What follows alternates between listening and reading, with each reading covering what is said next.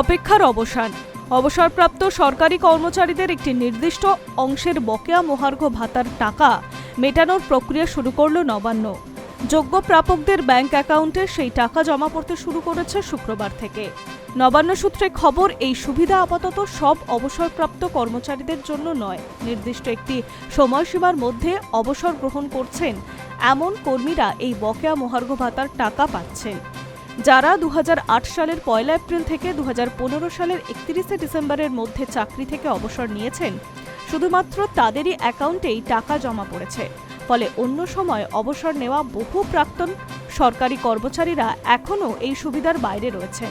বকেয়া মহার্ঘ ভাতা প্রদান শুরু হলেও তা ঘিরে নতুন করে ধোঁয়াশা তৈরি হয়েছে। কর্মচারী সংগঠনগুলির দাবি, ঠিক কত শতাংশ হারে এই মহার্ঘ ভাতা মেটানো হচ্ছে সেই বিষয়ে এখনও পর্যন্ত কোনো স্পষ্ট সরকারি নির্দেশিকা প্রকাশ করা হয়নি। ফলে কী ভিত্তিতে এই হিসেব নির্ধারণ করা হচ্ছে তা নিয়ে অনিশ্চয়তা তৈরি হয়েছে। উল্লেখযোগ্য বিষয় হল, বকেয়া মহার্ঘ ভাতার দাবিতে দীর্ঘদিন ধরে যে কর্মচারী সংগঠনগুলি আদালতের দ্বারস্থ হয়েছিল এবং আইনি লড়াই চালিয়ে যাচ্ছিল, তাদের সরকারিভাবে এই বিষয়ে কোনো তথ্য জানানো হয়নি। ফলে অর্থ প্রদান শুরু হলেও তার পদ্ধতি ও হিসাব নিয়ে প্রশ্ন থেকে যাচ্ছে।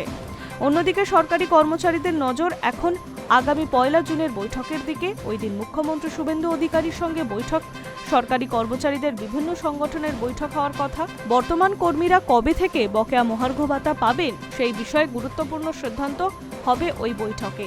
অন্যদিকে মহার্ঘ ভাতা সংক্রান্ত মামলা এখনও দেশের সর্বোচ্চ আদালতে বিচারাধীন। তবে মামলার শুনানি নিয়ে আপাতত কিছুটা অপেক্ষা বাড়তে চলেছে। Hi news network.